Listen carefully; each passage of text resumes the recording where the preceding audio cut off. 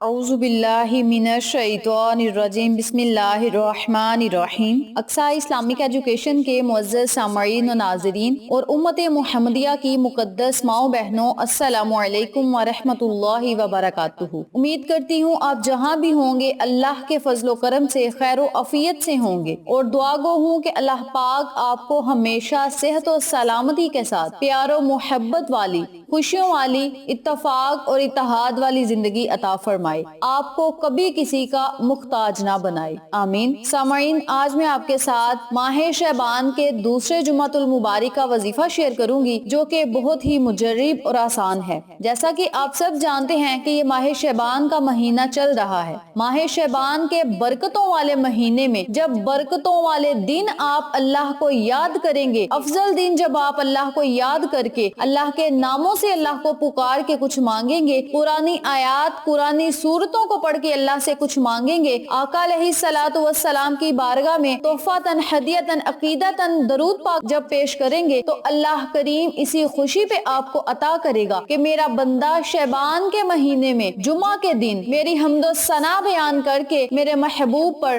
درود کا نذرانہ پیش کر کے مجھ سے مانگ رہا ہے، اسی خوشی پہ اللہ کریم آپ کو عطا کرے گا۔ جمعۃ المبارک کے دن کی بہت زیادہ فضیلت ہے، جیسا کہ میں پہلے بھی وظائف میں بیان کر چکی ہوں۔ مختصر سی فضیلت بیان کرتی ہوں کہ جمعۃ المبارک والے دن آقا علیہ الصلوۃ والسلام نے فرمایا، غسل کریں، خوشبو لگائیں، پاک صاف کپڑے پہنیں اور مسجدوں کی طرف رجوع کریں، اگر ٹائم ہو تو نوافل ادا کریں، وظائف کریں، اللہ سے رو رو کر مانگیں، اللہ کریم آپ کی ہر دعا کو سنے گا اور قبول فرمائے گا۔ جمعۃ المبارک کا دن ایسا دن ہے کہ اس دن مانگی گئی دعا کبھی رد نہیں ہوتی۔ آپ نے جو دعائیں بھی قبول کروانی ہیں وہ جمعۃ المبارک والے دن آپ اللہ سے رو کر دعائیں قبول کروایا کریں۔ جمعۃ المبارک کے دن ایک ایسی گھڑی ہے کہ اس گھڑی میں مانگی گئی دعا ضرور قبول ہوتی ہے۔ جب بھی آپ نے دعا مانگنی ہے یا وظیفہ کرنا ہے، اول آخر درود پاک پڑھ کے آپ نے ضرور دعا مانگنی ہے۔ درود پاک کی برکت سے اللہ کریم آپ کی ہر دعا کو ضرور سنے گا اور قبول فرمائے گا۔ تو وقت کی نزاکت کو مد نظر رکھتے ہوئے ہم اپنے مقصد کی طرف چلتے ہیں۔ وظیفہ ذکر کرنے سے پہلے میری آپ سے گزارش ہے کہ ویڈیو کو آخر تک ضرور دیکھیے گا، اور جن لوگوں نے ابھی تک میرے چینل اقصی اسلامک ایجوکیشن کو سبسکرائب نہیں کیا، وہ نیچے موجود لال رنگ کے بٹن کو دبا دیں اور ساتھ موجود گھنٹی کے بٹن کو دبا دیں تاکہ میری ہر نئی آنے والی ویڈیو کی اپڈیٹ آپ تک بآسانی پہنچ سکے۔ جزاک اللہ۔ تو میں عرض کر رہی تھی کہ جمعۃ المبارک کا دن جو ہے وہ بہت ہی فضیلتوں والا دن ہے۔ اس دن جو دعا بھی آپ اللہ سے مانگیں گے وہ قبول ہوگی۔ دعاؤں کی قبولیت اور حاجتوں کے پورا ہونے کے لیے بہت ہی پاورفل یہ دن ہے، اور جو وظیفہ بتاؤں گی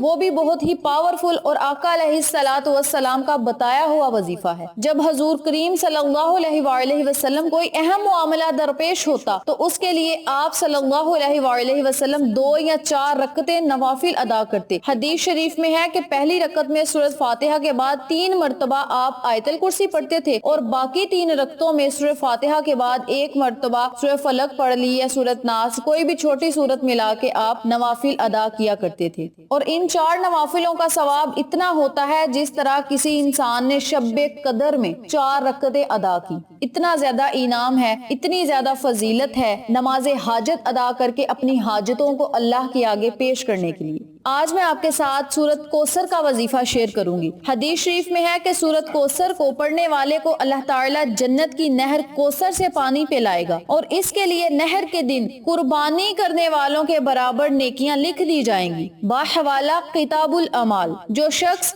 جمعہ کی شب آقا علیہ الصلوۃ والسلام کی زیارت کرنے کی نیت سے سورۃ کوثر 1000 مرتبہ 11 جمعہ تک پڑھے گا، اللہ کی مہربانی سے اسے خواب میں زیارت مصطفیٰ صلی اللہ علیہ وآلہ وسلم نصیب ہوگی۔ جس شخص کی اولاد زندہ نہ رہتی ہو، وہ 41 دن تک بعد نماز فجر 7 مرتبہ روزانہ سورۃ کوثر پڑھا کرے۔ جو اولاد ہوگی وہ اللہ کی رحمت سے زندہ و سلامت رہے گی۔ جو شخص اس سورۃ مبارک کو روزانہ رات کو 10 مرتبہ پڑھنے کا معمول بنا لے گا تو اللہ تعالیٰ اس کے رزق میں اضافہ فرمائے گا، اور ساتھ صدقہ بھی دیتا رہے تو اسے کبھی کوئی نقصان نہ ہوگا، اس کا دل عبادت کی طرف مائل ہوتا جائے گا۔ اتنا بڑا انعام ہے سورت کوثر کو پڑھنے کا۔ سورت کوثر کو آپ دوسرے دنوں میں بھی پڑھ سکتے ہیں، جبکہ جمعۃ المبارک کا دن بہت ہی بابرکت دن ہے، تو اس دن اگر آپ سورت کوثر کو پڑھ کے اللہ سے کچھ مانگیں گے تو آپ کی حاجات بھی پوری ہوں گی، دعائیں بھی قبول ہوں گی، رزق دولت بے بہا آپ کو ملے گی، رزق دولت کی ریل پھیل ہو جائے گی، اللہ کریم آپ کو اس قدر رزق عطا کرے گا کہ رزق کی نہریں جاری ہو جائیں گی۔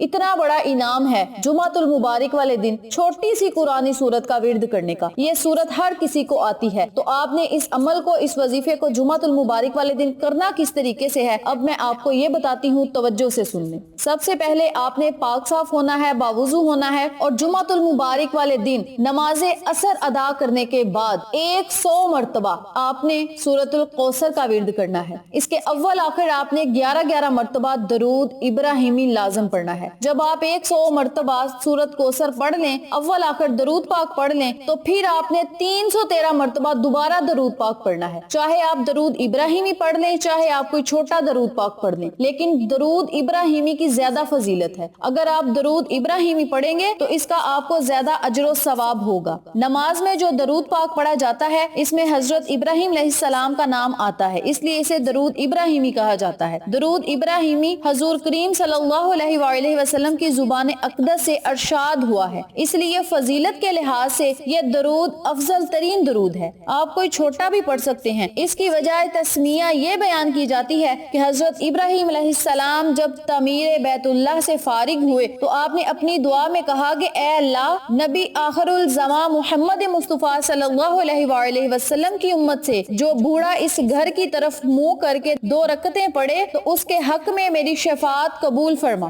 اس پر حضرت اسماعیل علیہ السلام، حضرت ہاجرہ، حضرت سارہ، حضرت اسحاق نے آمین کہی۔ اس کے بعد حضرت اسماعیل علیہ السلام نے اپنی دعا میں یہ کہا کہ اے اللہ، محمد صلی اللہ علیہ وآلہ وسلم کی امت سے جو نوجوان اس گھر کی طرف منہ کر کے 2 رکعتیں پڑھے، اس کے حق میں میری شفاعت قبول فرما۔ اس پر حضرت ابراہیم علیہ السلام، حضرت اسحاق، بی بی ہاجرہ، بی بی سارہ نے آمین کہی۔ پھر حضرت بی بی سارہ نے دعا مانگی کہ یا اللہ، نبی کریم صلی اللہ علیہ وآلہ وسلم کی امت سے جو عورت اس گھر کی طرف منہ کر کے 2 رکعت پڑھے، اس کے حق میں میری شفاعت قبول فرما۔ اس پر سب نے آمین کہی۔ آخر میں حضرت بی بی ہاجرہ نے بھی یوں ہی دعا کی کہ یا اللہ، جو لڑکی اس گھر کی طرف منہ کر کے 2 رکعتیں پڑھے، اس کے حق میں میری شفاعت قبول فرما۔ یعنی کہ جو بندہ بھی 2 رکعتیں نوافل نماز حاجت کے ادا کرے گا اور قبلہ رخ بیٹھ کر اللہ سے دعائیں مانگے گا تو اللہ کریم اس کی دعا کو ضرور قبول کرے گا۔ یہ سلسلہ نبیوں پیغمبروں سے جاری ہے کہ جو بندہ